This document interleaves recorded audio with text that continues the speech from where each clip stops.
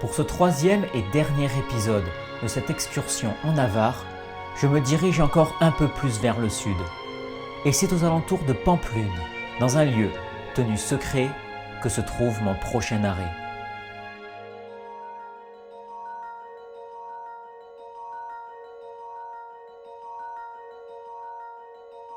Je me trouve maintenant juste devant l'un des villages abandonnés les mieux conservés que j'ai pu voir jusqu'à maintenant. Mais vous pouvez l'entendre, il y a pas mal d'activités autour, il y a des agriculteurs.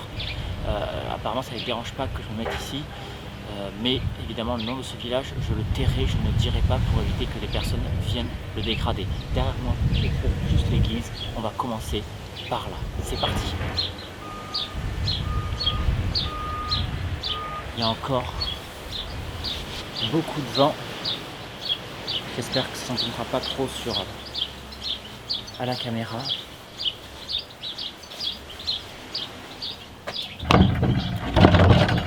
Oh, c'est ouvert. Et ça a l'air plutôt bien conservé. Waouh. Oh, c'est beau quand même.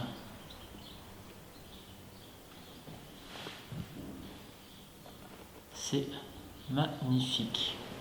On a un retable encore avec le confessionnal et là on a un retable avec, regardez, ancienne statue de Marie. Bon, elle est vraiment pas en très bon état, mais c'est cool qu'elle soit encore là. On a encore ici un reste de statue, hein. C'est vraiment un reste de statue. Oh là là, qu'est-ce que c'est beau. On a vraiment le cœur en bois là. Et l'escalier pour atteindre les cloches, dans lequel là par contre on ne montera pas, regardez. Il y a des trous partout. On a encore quelques traces de peinture sur les murs, hein. C'est magnifique. Exceptionnel. Regardez ça. Nous sommes dans un véritable village fantôme. On voit que les habitants ont essayé de préserver un petit peu les maisons en mettant des grillages. J'ai vu des images de ce lieu il y a 10 ans et c'était exceptionnel. Aujourd'hui malheureusement il a l'air bien détérioré. Alors, regardez le vent qu'il y a. Par contre c'est vraiment pas la tempête mais presque. Enfin, cette maison on dirait qu'elle peut être encore habitée. Oh, j'ai même perdu le vent. Regardez, le vent souffle tellement fort que j'ai perdu ma casquette. Regardez cette maison. Exceptionnelle. Elle avait été murée mais elle a été détruite. On va essayer de rentrer à l'intérieur.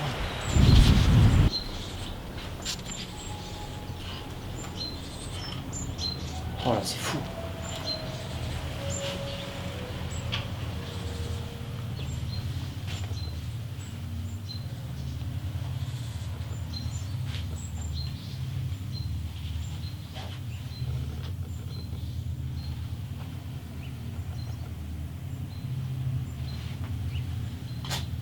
Les journaux de Navarre qui date de 2007, hein, donc cette maison est pas si vieille. Regardez, il travaillait le bois, les plaques de bois et les outils. Et là on a un outil pour faucher les champs.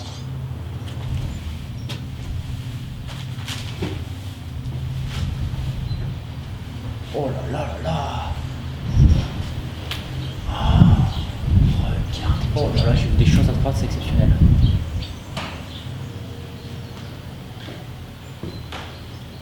Là, c'est incroyable.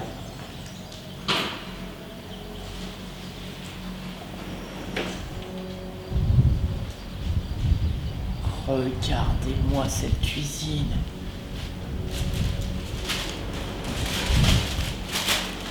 J'avais vu ça une fois dans une maison, 2 fois peut-être même, mais pas en si bon état. C'est fou. Regardez la gazinière.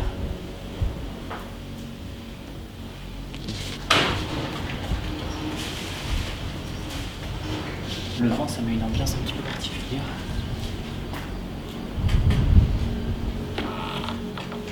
Là, on avait la chambre. Oh, regardez la taille de ce lit. Oh putain, l'hirondelle. Voilà. On l'a laissé sortir.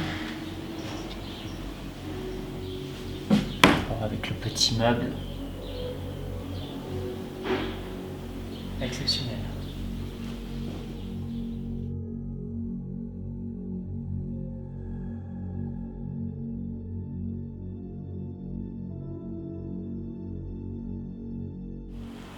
Encore une autre maison avec des balcons.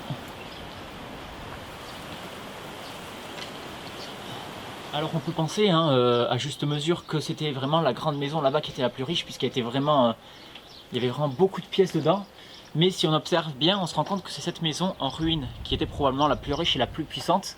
On voit déjà cette énorme porte d'Ovelas. Regardez la taille des pierres qui la composent, donc ça c'était vraiment exceptionnel. Et on voit qu'il y avait un blason qui aujourd'hui malheureusement a été disparu. On peut voir également cette double fenêtre à arc conique là, avec normalement il y avait une colonne qui scindait la fenêtre en deux, symbole en général de grande richesse. Et encore au-dessus de cette fenêtre, il y a le symbole d'IHS. Alors IHS en fait c'est l'anagramme de Jésus, ce qui symbolise qu'il y a quelqu'un qui est sorti de cette maison qui faisait partie du clergé. Habitée depuis près de 1000 ans, cette maison composait ce village de la Navarre au cours du dernier siècle. Toutes de grandes envergures, elles hébergeaient principalement des agriculteurs cultivant du blé, de l'orge et de l'avoine. On y élevait également une grande quantité de moutons, notamment pour la vente des agneaux, très appréciés dans cette région. Il n'y avait pas d'école, et comme dans beaucoup de villages des alentours, les enfants devaient marcher plusieurs kilomètres par jour pour aller étudier. Quant aux médecins, ils ne se déplaçaient qu'en cas d'extrême nécessité, puisqu'ils devaient parcourir plus de 10 km à cheval. Les habitants auront connu l'électricité. Néanmoins, cela ne les a pas empêchés de migrer vers Pampelune en quête d'un futur plus prometteur. Et en 1980, la quasi-totalité du village est abandonnée. Une seule et unique maison restera habitée jusqu'en 2004, date à laquelle Ildefonso et sa femme, compte tenu de leur grand âge, sont obligés de déménager. Je n'ai pu trouver aucune réelle information concernant l'église, mais l'on peut supposer, étant donné l'architecture, qu'elle est tout d'abord d'origine romane, puis qu'elle a subi quelques modifications au cours du temps. Mais en me déplaçant dans ce village, je voulais également trouver un endroit à la fois mystérieux et secret. J'avais en effet entendu dire que ce lieu recelait un ancien moulin à farine.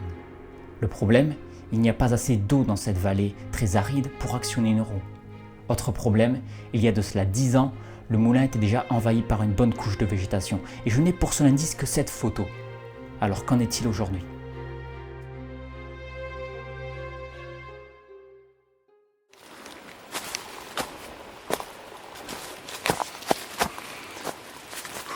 Je suis en train littéralement de me détruire les jambes en marchant entre des ronces et des espèces de salades qui piquent. C'est vraiment la broussaille, regardez, je suis entouré par des ronces. Mais d'après moi, le moulin devrait pouvoir être par là. Oh, j'y suis. Oh, je l'ai. On va pouvoir aller dans le lit pour voir l'intérieur. Parce que normalement, j'avais vu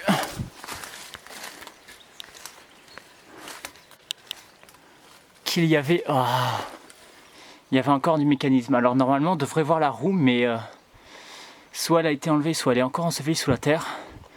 En tout cas, on a encore le mécanisme. Et on se rend compte, voilà, que effectivement là, toute l'eau arrivait était concentrée dans ce tube et arrivait en force pour faire tourner la roue.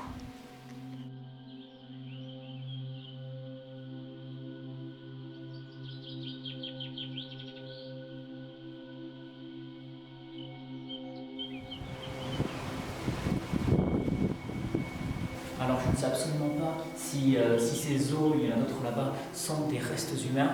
Je n'espère pas, mais en tout cas ce serait possible, puisque ça me permet de vous expliquer en même temps qu'il y a des gens, des pilleurs qui ne s'en prennent pas juste aux meubles ou aux objets de valeur présents dans les maisons, mais qui vont jusqu'à déterrer, jusqu'à retirer le sol des églises, jusqu'à enlever le sol des cimetières pour déterrer les morts et trouver des objets de valeur qui auraient été enterrés et qui vont tout simplement laisser les restes humains à l'air libre. Donc il est possible effectivement des fois de tomber sur des restes humains. J'espère que ça n'en est pas. Bon, et bien c'est ici que se termine ce petit périple de 2 jours dans l'église de Béroïs, dans l'église puisque à l'extérieur il y a beaucoup trop de vent pour pouvoir parler. Cette église qui n'est pas totalement abandonnée puisqu'il y a des pelotes de réjection d'un rapace nocturne, probablement d'un grand-duc vu la taille qu'elles ont. Une église qui certes est beaucoup plus vide que celle qu'on a vue juste avant, mais qui est plus ancienne puisqu'elle date de 1142. Les premières mentions en tout cas sont de 1142, mais elle est peut-être encore plus ancienne. Un lieu qui ne contient que 2 maisons, mais 2 maisons assez imposantes, puisqu'il s'agit encore une fois d'un lieu de seigneurie, donc habité par des personnes qui étaient assez puissantes, ce qui explique la taille de ces maisons, et notamment peut-être aussi la taille de cette église qui est particulièrement imposante pour un village si petit. En attendant, j'espère que vous avez aimé ces vidéos. Je vous encourage évidemment à aimer cette vidéo, à la partager et également à vous abonner. C'est juste en dessous de la vidéo pour ne rater aucune des prochaines vidéos. Sur ce, je vous dis à très bientôt pour de nouvelles explorations.